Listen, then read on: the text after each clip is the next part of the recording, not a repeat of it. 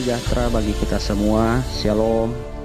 Saya Reynold Lowongan, peserta Latsar CPNS golongan 3 Pemprov Sulut tahun 2021. Saya mulai bertugas sejak 1 Maret 2021 sebagai guru matematika di SMK Negeri 1 Pusomaen. Sekolah ini terletak di Desa Minanga Timur, Kecamatan Pusomaen, Kabupaten Minahasa Tenggara.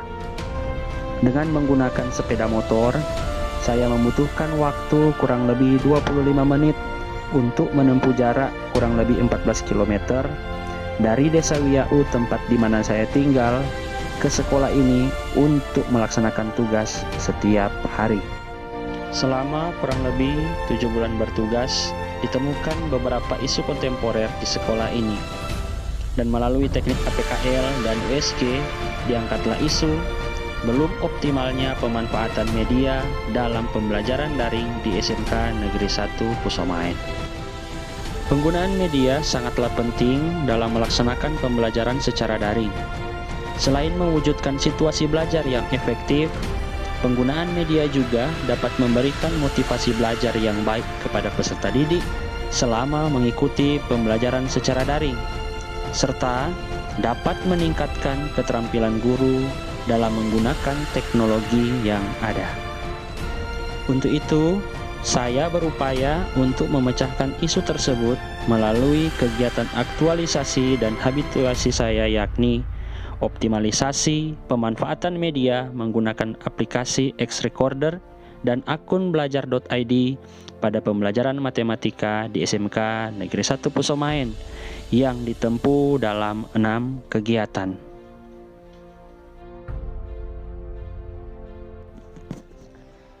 Tahap pertama, bertemu dengan kepala sekolah. Tahapan ini adalah pertemuan dengan kepala SMK Negeri 1 Pusomaen.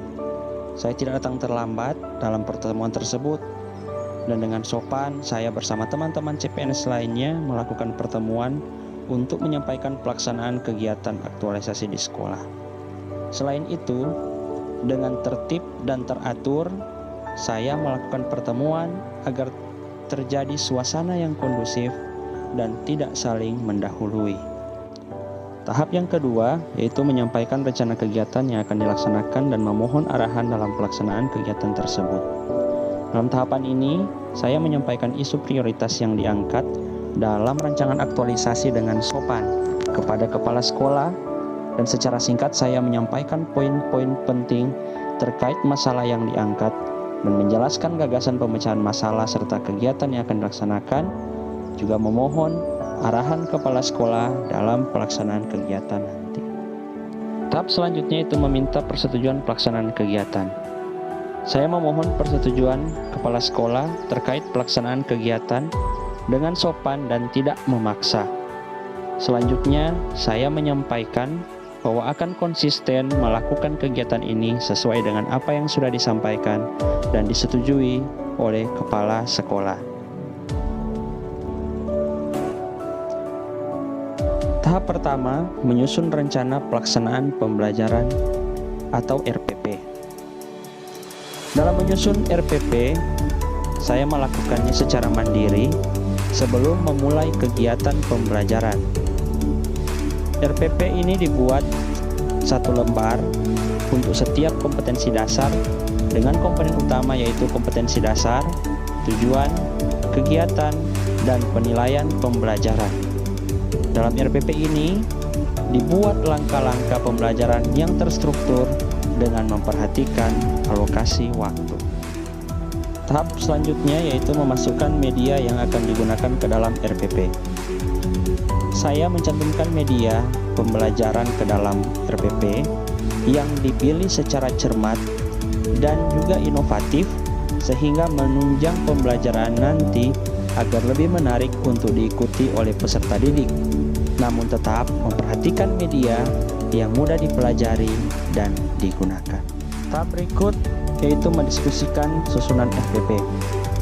Setelah menyelesaikan RPP, saya melakukan diskusi bersama dengan wakil bidang kurikulum. Dengan sopan dan terbuka, saya menunjukkan RPP yang saya buat agar dapat dipahami dan mempermudah wakil bidang kurikulum untuk memberikan masukan akan juga perbaikan.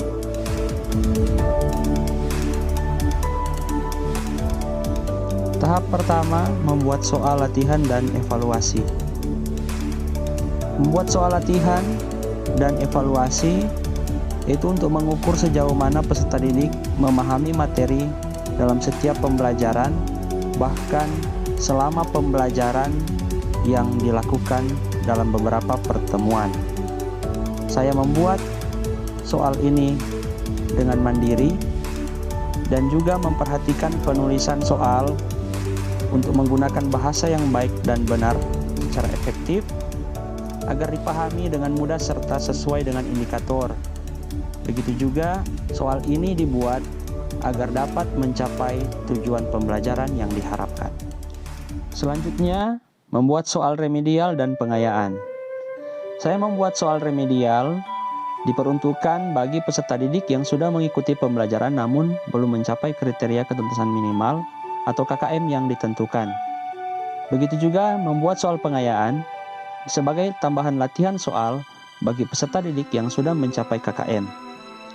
Soal ini saya buat sendiri dengan memperhatikan bahasa yang baik dan benar pada penulisan soal, juga melihat kesesuaian dengan indikator dan juga tujuan pembelajaran yang diharapkan.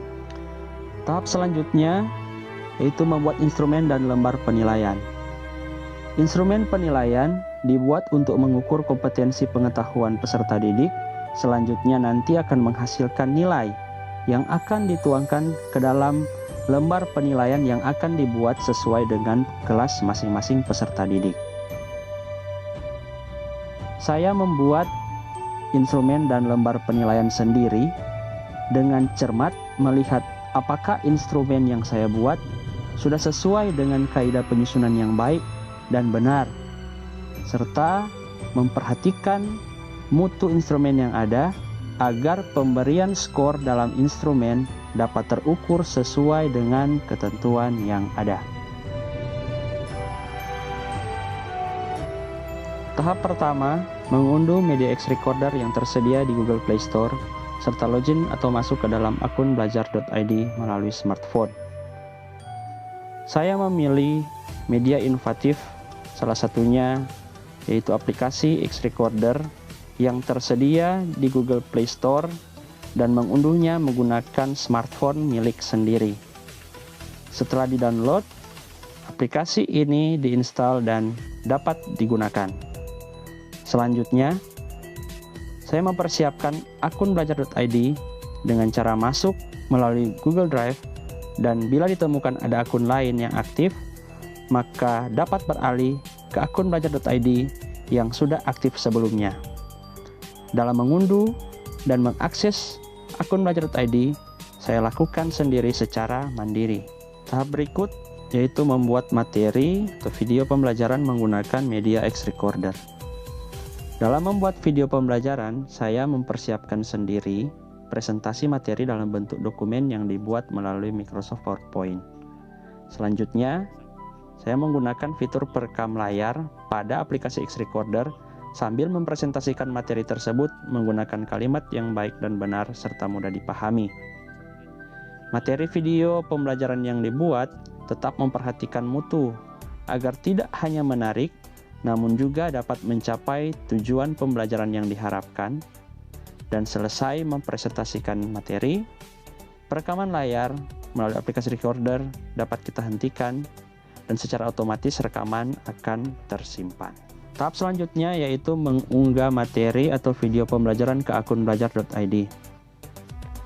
Materi atau video pembelajaran yang sudah dibuat diperiksa kembali, kemudian diunggah ke akun belajar.id dengan cara membuka kembali akun tersebut melalui Google Drive, pilih buat folder untuk lokasi unggahan.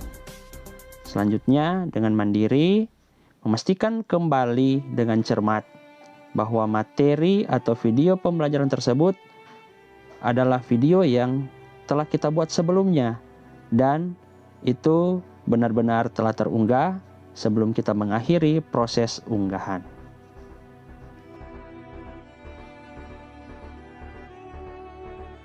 Tahap pertama, memulai kegiatan pembelajaran daring lewat WhatsApp. Dalam kegiatan ini, saya mengawali pembelajaran melalui percakapan dengan sopan. Dalam kegiatan ini, saya mengarahkan peserta didik agar dengan tertib untuk mempersiapkan diri mengikuti pembelajaran. Selanjutnya, agar mereka memahami dengan jelas, maka disampaikan tujuan pembelajaran yang harus dicapai dalam pembelajaran ini. Tahap berikut, membagikan tautan materi yang ada di akun belajar.id. Dalam tahapan ini, saya memiliki tanggung jawab untuk melaksanakan pembelajaran dengan cara membagikan tautan atau link materi yang sudah diunggah di akun belajar.id. Caranya yaitu membuka file tersebut melalui Google Drive, memilih materi, menyalin tautan atau link, selanjutnya tempel pada percakapan yang ada di WhatsApp, kemudian kirimkan pesan tersebut. Dengan memperhatikan, pembagian link dapat menghemat pemakaian memori perangkat peserta didik, serta menunjukkan sikap peduli terhadap peserta didik yang menggunakan smartphone dengan memori penyimpanan yang sedikit. Tahap selanjutnya, menutup kegiatan pembelajaran dan memberikan latihan soal atau penugasan. Setelah jam pelajaran selesai sesuai dengan waktu yang ditentukan, maka pembelajaran diakhiri dengan memberikan latihan soal yang sudah dipersiapkan. Latihan soal ini diperiksa agar sesuai dengan materi pembelajaran yang diberikan, serta benar-benar dapat mencapai tujuan pembelajaran yang diberikan pada pertemuan tersebut.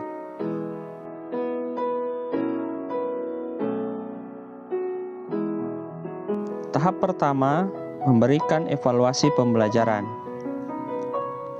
Melaksanakan evaluasi pembelajaran merupakan tanggung jawab guru untuk mengukur pemahaman peserta didik juga capaian pembelajaran yang sudah dilaksanakan guru.